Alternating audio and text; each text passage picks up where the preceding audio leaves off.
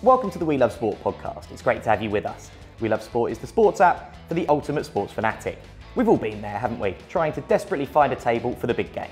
Well, the We Love Sport app helps you find the best places to watch the big game, listing all of the live sporting events being shown in pubs. From football to rugby to NFL Sundays and late night boxing. The We Love Sport app will provide answers to these questions and guide you right to a table in time for kickoff. Make sure you download the app today.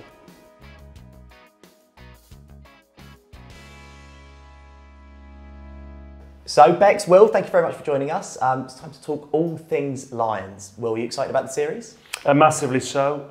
There was a worry at one stage whether it would take place on English soil, Irish soil, Welsh soil, Scottish soil. At one stage, Australian Rugby Union said, no, come to us, we're safe. You might have got stuck in Australia if you had gone. Yep. And then on the back of it, thankfully, it's taking place in the right place, in South Africa. Clearly, there's a lot going on in South Africa at the moment with political and civil unrest, but rugby is a great bringer together of people, if that's even English. It's a wonderful collective atmosphere, and the Lions have been something that's been so popular in South Africa for so many years. It's 1974, 1997, and such an incredible series in 2009. So all systems go for Saturday. And Bex, actually picking up on what Will said, are you surprised that we're having a series at all, kind of given everything that's going on politically, given the COVID restrictions and stuff in South Africa? Yeah, and Will touched on it then, but it obviously was touch and go at one point, even when the guys went to Jersey for the practice and warm-up and whatever. Like, I think there was even talk about it going there at one point, wasn't there? And Gatlin flew over there to get it. Yeah, and I think, we've made so many exceptions for sport to happen this summer, and I think there was no way something like the Lions, as big as the Lions, uniting all the home nations, couldn't go ahead. We only get it every 4 years, so it had to go ahead, right? So. These COVID restrictions have really hit the South African preparations hard. Yeah. Obviously, as a Lions fan, you're thinking, okay, that kind of works for us, but there's been lots of them isolating in hotels, not able to train together as much. Do you think that's going to have an effect? Yeah, I think so, but I suppose it even hit the Lions, didn't it? Was it last week, the week before? A couple of the Scottish guys had to isolate. So, yeah, I think it'll affect the whole tour in general, because preparation hasn't been the same for either side, has it? They're even going out and getting part of immersing themselves in the culture they haven't been allowed to do. So, training, while it will help maybe the Lions, being in their bubble and getting on with it their own way, I think there's a bit of a, I don't know, it's a bit tainted for both sides, I think, at this point. But. So, Will, are you expecting a slow start then, given these disrupted preparations? No. I've played against South Africa many times. The one thing you never get is a slow start. They're just brutal, hugely physical specimens. I mean, just genetically massive. I mean, massive men. You've got a faraway look in your eyes there. It's the sort of thickness of their bones, their bone structure is just enormous. You think, what on earth did you do? I promise you, when you play against the Southern Hemisphere, which is where the Lions tends to go, Australia, New Zealand, South Africa, you get three very different physical and mental tests. The Australians are wily, cunning foxes. And you've got to be on your guard the whole time, and they'll find a way to get round you, through you, and sort of pick your pocket. The Kiwis have a mixture of both physicality with a sort of South Sea Island physical strength, but also tremendous skill set. I mean, unbelievable skill set. And then South African human beings are just vast. And they believe rugby is a physical sport, is a contact sport, and without overly simplifying it, is a north-south sport. Just this is the shortest way to the trial and that way, and I'm going to come and stop you if I can. So we saw in the South Africa A game just the lift in intensity for the Lions, the only game the Lions have lost. And it is a massive step up, and people can say that South Africa played one test match against Georgia in 625 days or whatever. When you've got such a simple game plan, which is physically intimidate and dominate your opponent, it's quite easy to hit the ground running. And that green jersey means so much to so many people and what they respect and play for. There's so much purpose to it that it will be seismic in the first 5-10 minutes. And the reality is, we'd like to see the same group of players play all three tests. The attrition rate on a Lions test series in South Africa means just stay fit. If you're number 35 in Gatlin's squad, you're going to get a game. Yeah. Don't worry, it's coming. But do you not think they had a bit of a bit of a head start playing the A team that was practically a fourth test anyway, wasn't it? So. Yeah, look, I think both sides will have benefited from that. There's always this phony war I love Razzie Erasmus on Twitter coming out but pointing out some of the high shots that Owen Farrell's done, which is quite strange for a coach to pick out incidents on Twitter and post them. You know, you don't really see Mourinho. I mean, maybe Mourinho does. He's probably the only coach that would, you don't see Klopp and certainly Roy Hodgson. I don't think knows what Twitter is. But certain managers certainly wouldn't do that. But Erasmus is like, whoa, no, if you're going to fire some shots in a press conference, I'm going to come back at you. And social media is currency. And Erasmus has gone hard at that, which is great. But look, I think it's set up in such a balanced way, and I think both sides will have benefited from that. The Lions will have benefited from it because they needed to have come up against that intensity before the first test, and the Stormers games, and they just don't offer them that. And for South Africa, a lot of their players just needed game time. And you think about game time in Khaleesi, who's I think comes out of COVID isolation just before the first test. Whether or not he can play, I don't know what the return to play protocols. We'd been hearing things from our reporter over there, Elmer, that he has to go through 17 days of electrocardiogram tests to play Test match rugby, having had COVID. So there's so much in the air, I initially predicted. I thought it was too much for the Lions to go win in South Africa. With everything that's gone on, I think it's very balanced. And if you look at the bookmakers now, the Lions are slight favourites, which is quite extraordinary to think. Well, Bex, that war of words between the coaches as well, I'm keen to pick that out. The Lions being called hobbits, things like that. That's all part of the fun, isn't it? You want Why that have they in been the called series. Because due to the physical size. Oh. Yeah, I got it. So they're little people. The Lions are little people. So our England team was called White Hawks on steroids. From another Lord of the Rings thing. Yeah. And Matt Dawson looks like Gollum, which is another little thing.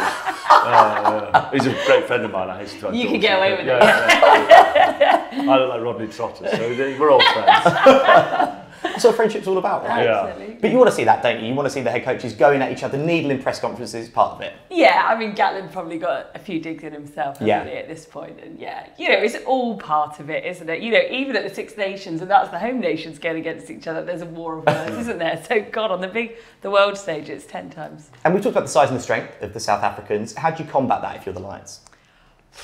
Don't give them any space, I guess, because, I mean, they're just going to charge through, aren't they? So don't give them time on the ball or space, but, I mean, you're more of an expert than me on that. Don't kick badly, win your set piece. I mean, rugby, you can try and reinvent the wheel sometimes and go, what have they got to do? It's a very, very simple game. I think our set piece will be strong enough to hold up. I don't think it will be like the World Cup final where South Africa completely dominated England in the scrum, and that really took the game away from England. We can match them there.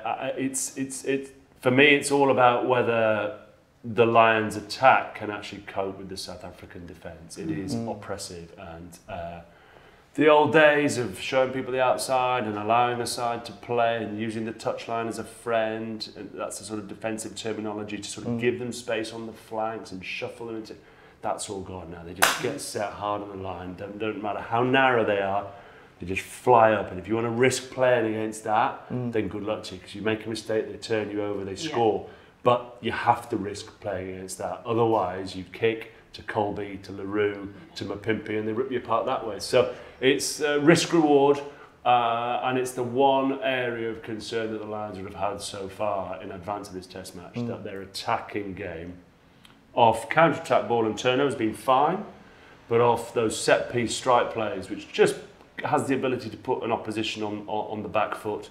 Football, if you've got a great set piece, you put defensive sides, they don't want to give away pens, free kicks, they don't want to go corners, and it gets the whole team on edge. If you've got a first phase strike play off lineouts and scrums that the defence, South Africa, are worried about, just takes the heat off their press. And if it takes the heat off their press, it allows you to perhaps get away with a slightly looser pass, not quite the same level of accuracy. Whereas if you haven't, they smell blood. And if a South African smells blood, they keep coming for you. And Bex, Alan Wynne-Jones is fit for the first test. Yeah, madly. Yeah, that's going to be huge for the Lions, right? Yeah. And I was I'm sure you were there at Murrayfield when he came off, and after 12 minutes, something like that. And I think the whole crowd held their breath a little, because he never comes off injured, does he? So what was it, 12 days, something like that he's gone from... The turnaround's been ridiculous. Yeah. From a dislocated shoulder to be fit to play. See, I would have him in my starting lineup. I've read a lot about he's not fit enough, and he's not obviously... He's been training with Wales but not had any game time, so is he fit enough? But I think just having him there is a huge boost for, I guess, the man competed at 3 Lions tours already? Yeah. So. The medical guys are great. Dr. James Robson was the Lions doctor for years. They don't put anyone at risk. The Welsh team will have worked very hard with Alan Wynne-Jones. This certainly isn't trying to make myself out to be any sort of superhero. I had 4 screws in the shoulder 24 days before I played in New Zealand in 2005. So the ability to get small treatments, small ops in and done, it's like a Formula 1 wheel change. Wheels on, new wheels, away you go. You're a new man, away you go. They'll have done all the rehab, they'll have had him MRI scans, and they'll have decided that the long-term implications are it's safe to play. There's always an element of risk, whether you're fully fit or not, putting a Lions jersey on, playing against South Africa. But I think if he's there, it makes sense to start him. I think there's an element of risk, even though he's jumped through all the hoops to get there. If you put him on the bench and he comes on and it fails, as in the shoulder fails, you're like, okay, that's quite risky to bring him on at 50, and then 52 minutes he runs into Lou De Jager or Ebenezer or Mostert and it shoulder goes again. So, and he's also one of these guys who I think, I've not played with Alan Wynne-Jones, but I've played many times with Martin Johnson. There's just certain players, certain characters that you want in the change room that don't have to say anything, just stand at the front and lead the team out, just stand in the middle of the changing room before the game and say 2 or 3 sentences, to stand in a huddle with 75 minutes on the clock and you're 3 points behind and you look into his eyes and you go, it's all right, Alan wins here. It's what we used to do. If Martin Osborne Johnson was out there, we were always going to be all right. But you mentioned rehabbing, so you said you had screws in your shoulder and you played 24 days later. Yeah. So how do you even, is there anything you can do to get yourself fit after? How do you even rehab from stuff like that? So, I mean, mine was a minor labral repair. I mean, I can go to the glenoid labrum, which is all about the humerus and the glenoid in the ball and socket joint that is the shoulder. Depends how much information you want to I like the use of the term minor as well. You've had screws in your shoulder. Yeah. I've got a plaster on for a cut. And it's you coming back to this. I mean, the guys I played with go, shut up, Greaves, you're the softest bloke I know. But it's such sports science now. This is, the old days of a magic sponge and an orange at half time. Yeah. And I know, let's squirt some water on your ankle. It's hanging off. He's fine to play on, which was, I get it. But I tell my old man who played for England, I said, I've watched some of your games, Dad. No one moved. You needed a sort of, you needed to put it on times 10 to realise there's actually a game happening, a strobe light to make sure people were actually moving. So in those days, the speed and the collisions, but the research that's going on in the background now. I mean, look, the reality is at the highest level of sport, and it's obviously led really by football and sports, and American football paid extraordinary sums of money, that they're not just human beings, they're commodities, and they are they're the sharp ends of the spear that they have. So you need to get them fit and playing as often as possible and as close to 100% as possible. So if you can spend thousands and hundreds of thousands or millions of pounds researching in a way that gets someone back fitter, quicker, stronger, and keeps him out longer, then it's sort of money well spent. And so in the trickle down, in the slips sports that don't have as much money, slowly 2 or 3 years later pick up all the technology and the science that's being fed down from all this other research and development that's going on. And we've benefited from it hugely. They were saying that recently, that the American footballers, they wear jerseys for training that have got it all built in. Yeah, now the Lions are training with it this tour. Think for the first time, where they can tell, how much they've exerted themselves during training, how much sort of recovery, and reads the impact and stuff like that. Yeah, which is wild, isn't it? Yeah, distance covered, all that sort of stuff. So they'll have, most teams now would have a certain, or most individuals, because it's all very bespoke, because a prop would run far less than a winger.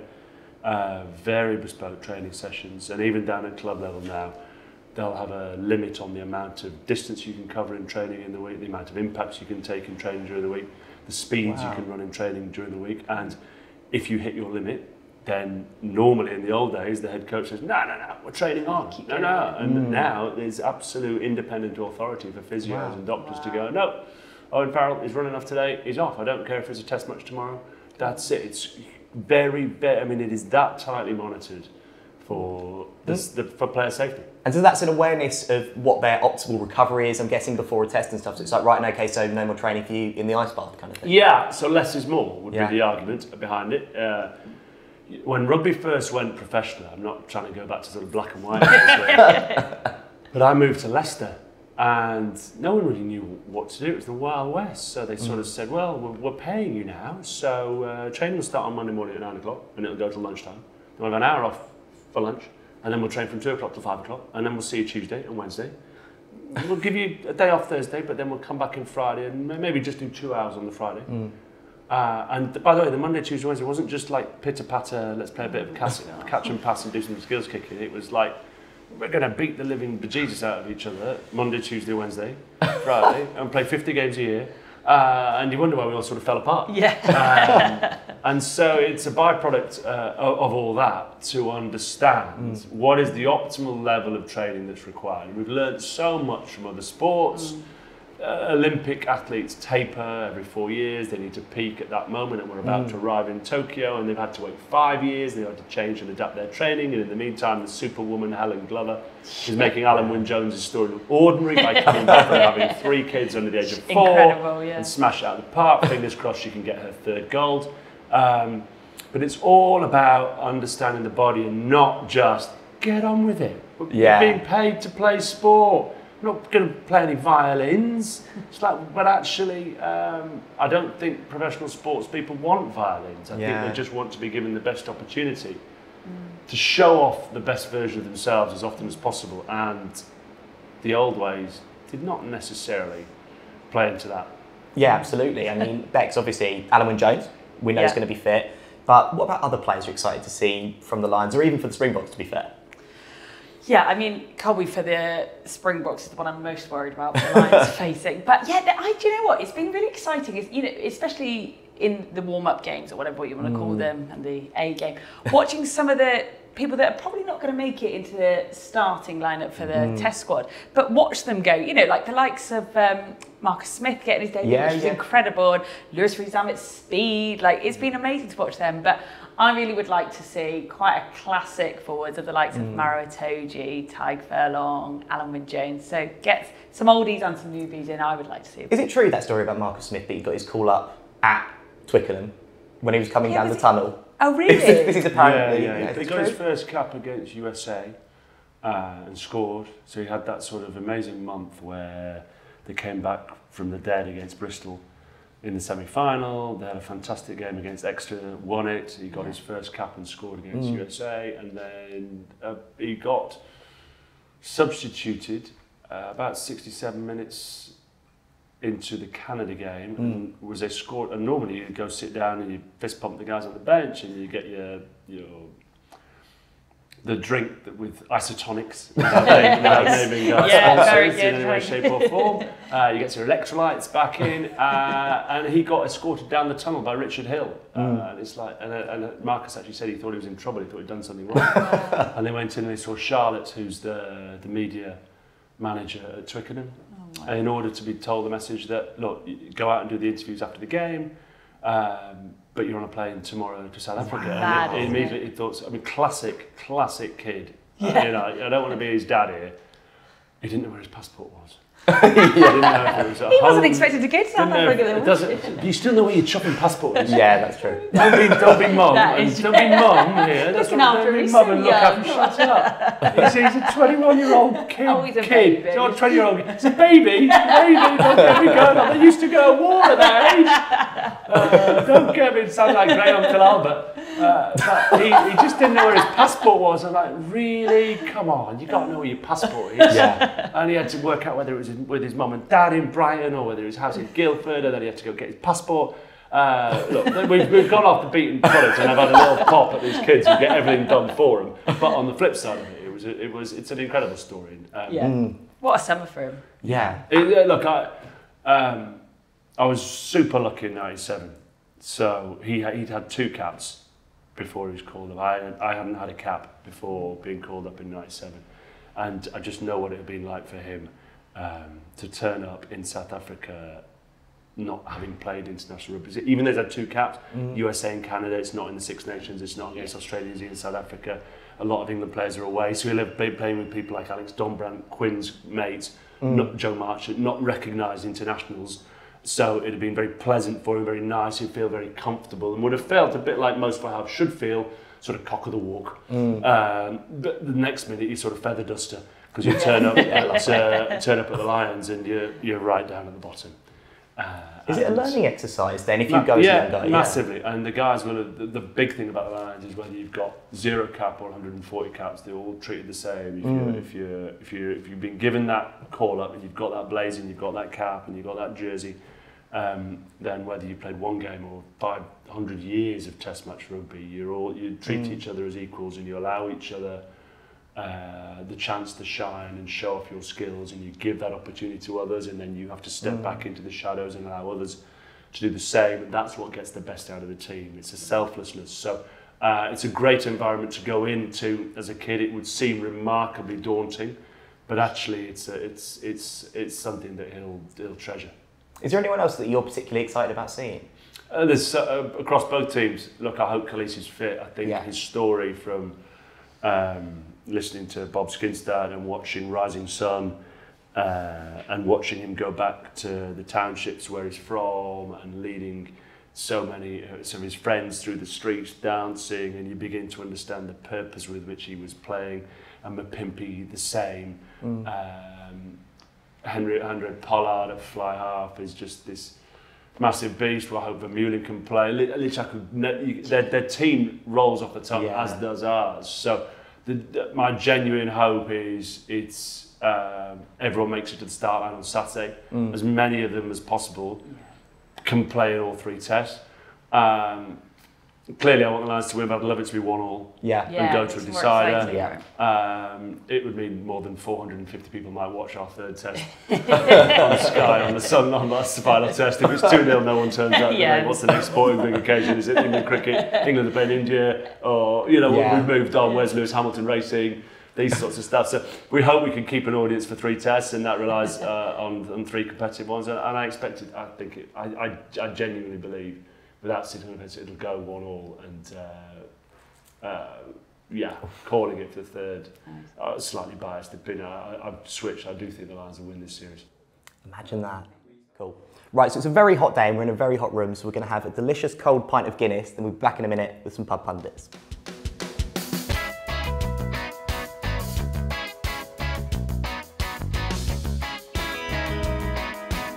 Welcome back. Now, Pub Pundits is a poll which sits on the We Love Sport app. It updates in real time and allows users to answer questions on a certain game. We're going to send Will and Bex head to head on Pub Pundits. There's a series of questions on sports and they just want your opinions. Right. Okay. So Bex, I'll ask you to go first. Who will win the Premier League title in 21-22? Manchester United, Manchester City, Liverpool, Chelsea, Arsenal, Spurs, no, or Everton? Man United, no hesitation. Manchester United going to win the I'm league? a United fan, so. Really? Yeah, we've got to be confident with it. So. Will Paul Pogba still be there? Yeah, 1 more year. We've got Cavani for 1 more year, so. You got Jadon Sanchez, right, haven't you? Yeah, well, almost, yeah. Have you not got him?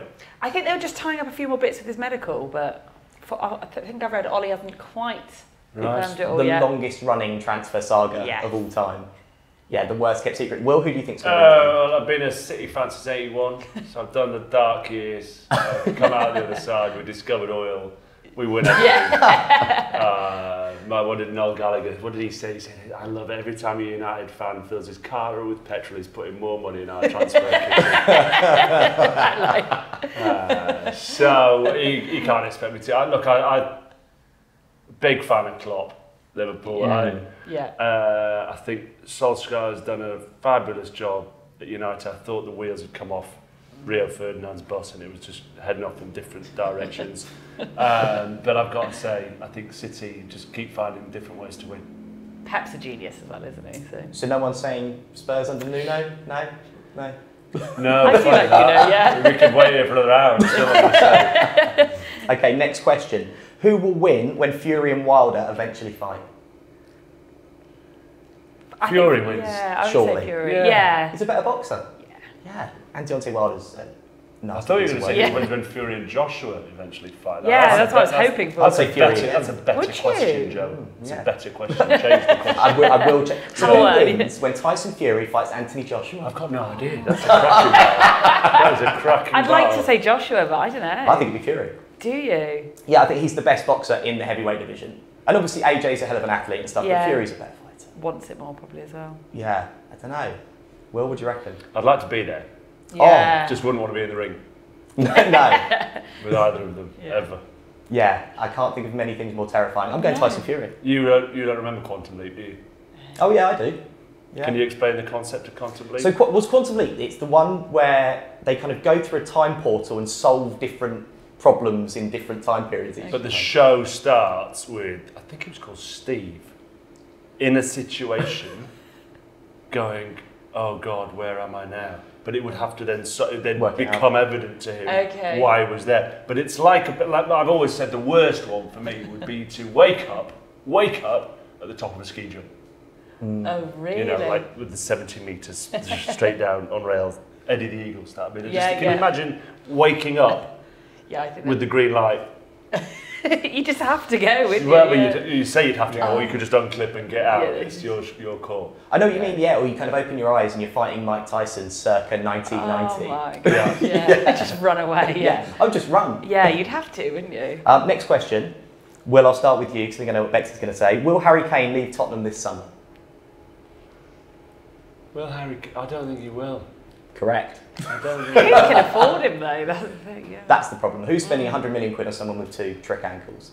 Yeah. So we say no?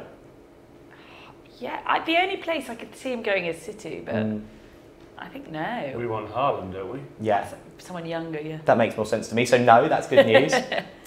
So who will win the Gallagher Premiership in 21-22? Well, Such a huge admirer of Rob Baxter. Bristol keep... There's a wire missing. There's something not quite right at Bristol. So much talent and can't seem to get across the finish line. I just can't... Quins was incredible this year. But I being a sort of northerner who's safety basis of who's more likely to, who's going to give me more chance, who's going to definitely be near it at the end, Exeter Chiefs. Yeah.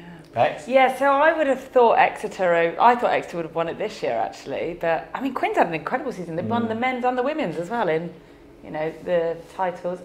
Sarries are back up this year though, aren't they? We've got tons of options here as well.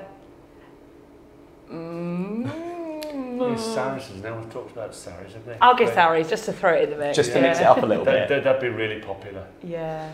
I'm Not sure they would. in any way, shape or form. With only in North London, right? Yeah. But So there you go, guys. They put a great tweet out, didn't they? Because obviously they got relegated for financial indiscrepancies. which is something you know about a City fan, isn't it? I'm pretty sure we haven't missed any games or we didn't find anything too We got thrown out of the Champions League, then let back in. And then you've got the pockets to get yourself back in. So what else to talk about? Saracens, they won the playoffs in the IPA Championship. They won the playoffs in the Championship, and they put a tweet out which said, "Have you missed us?" Oh God! It's like, oh, lads, show a bit of humility. How much You've abuse got, did they get? Just like, A lot. I think it meant someone in charge of their social media account probably didn't understand the implications.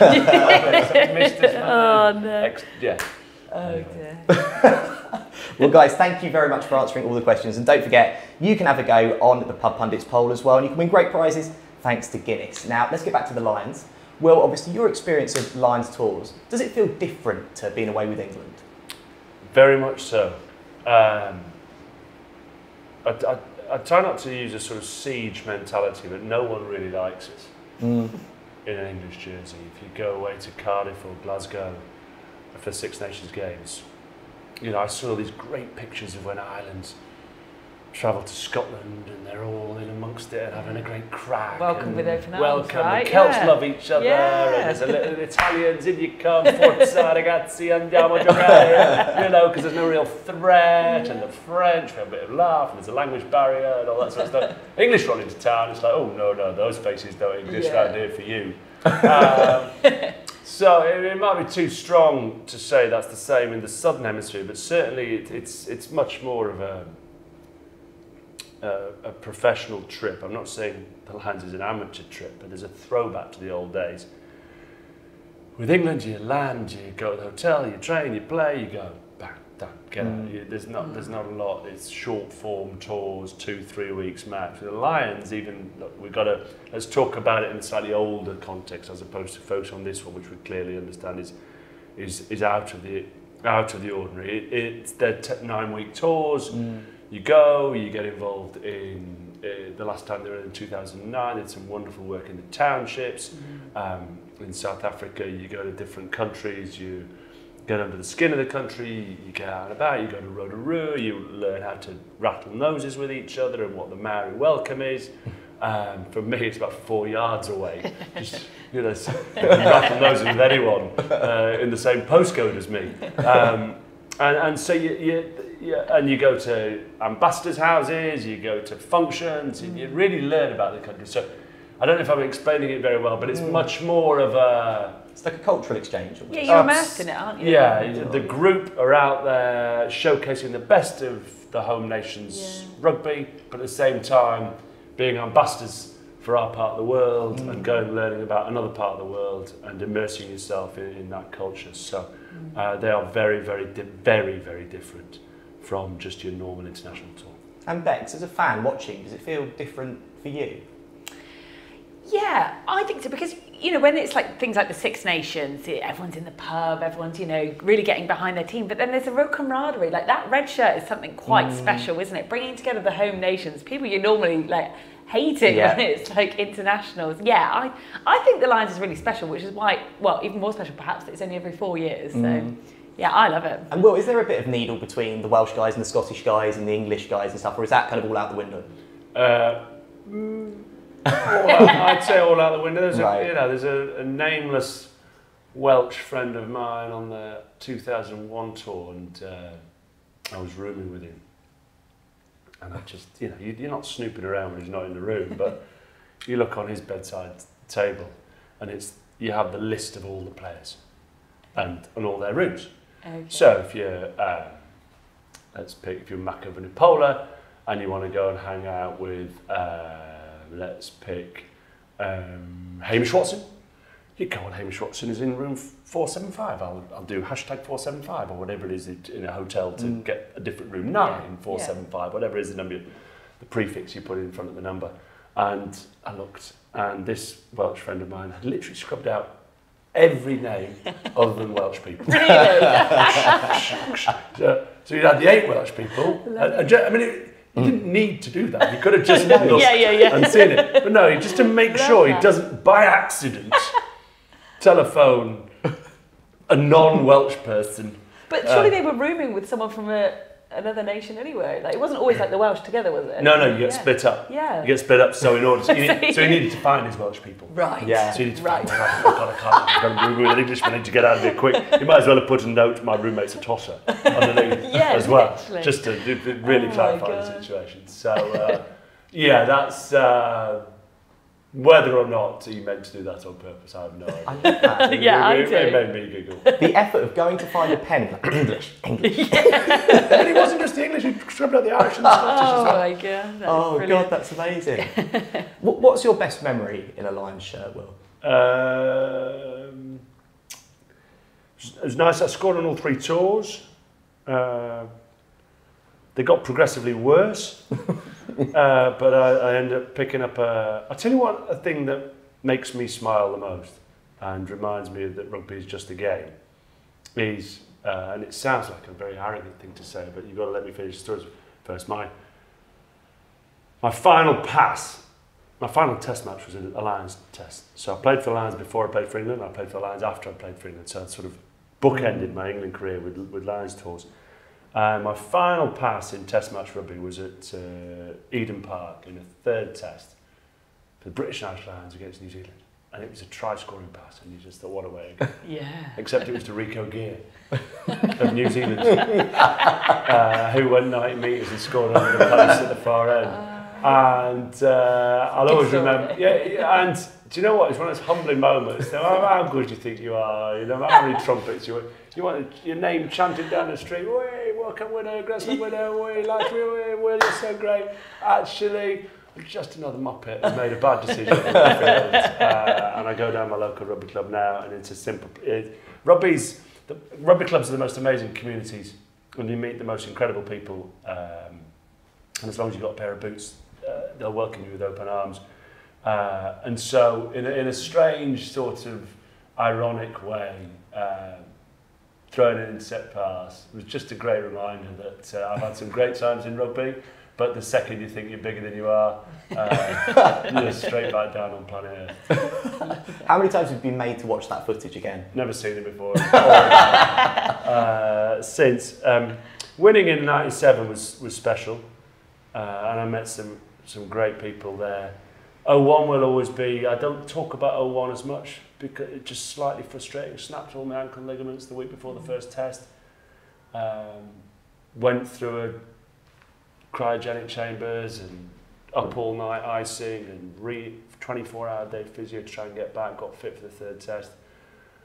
And did my ankle again sort of 2 days before the 3rd test. So played no part in the test series, and that was a time when I felt probably, in terms of my rugby, that was my ability to have the most impact on a series that I could have had as a player. So, but like all things in life, I look back on it and go, 01, and that disappointment made me work so hard to be ready for 03. And I know this is about the Lions, but actually just different times, different obstacles, different barriers that come up in professional sport. Actually, you're not grateful for them at the time, but you're thankful for them later. And they're all part of that journey. You find me a woman or a man professional rugby player who hasn't had surgeries and reconstructions and missed big games, then I find you someone who hasn't played the game properly. And so I have nothing but the fondest memories of Lions tours. And Bex, in terms of, we talked about it earlier, having a deep squad and everybody's kind of got to be ready for any test. Do you think there's a chance that people might be able to play their way into the team after the first test? Yeah, I think so. And I think because some people who you probably, going into the tour, I think everyone probably had a bit of an idea of who would play in those 3 tests. But I think some people have played such blinders that they've almost played their way into that starting lineup. And I guess Gatland's got to look to his bench if, hopefully they don't, get marmalised in that first game, you know. So I think there's definitely opportunities. And you were saying earlier that you might be the end of the Gatland's list to come on, but you may well get minutes because you just don't know what's going to happen. Right? Yeah, tours have changed so much so. In the old days, and even until New Zealand in 05, I can't quite remember what midweek games they had in 09 after the first test, but they certainly had one between first and second, but not between second and third. But now there are no games. It's literally just a 3-test series. Now, there's no games in advance of the first test, never mind games between the first and the second, to allow more training time for Gatland and his team to prepare together without a distraction of another midweek. So weirdly enough, the ability to play your way in has gone You've either, but the ability to have played your way out, I hope I'm making sense here, you've been able to play your way out in the first 3 or 4 weeks so that no matter how many injuries, Gatland's not picking you. Right. Like, you could really have done yourself a whole heap of damage. Like, he will fly someone over and you'll be like, I'm fit, I know, but someone's coming over just in case, because we, so the reality is I don't think anyone's really done that much damage themselves. They've all stuck their hand up. I think now you've just got to stay fit and understand that a 3-test attritional series against South Africa means Gatland will probably end up using 33, 34 players, I would imagine, over the 3 tests.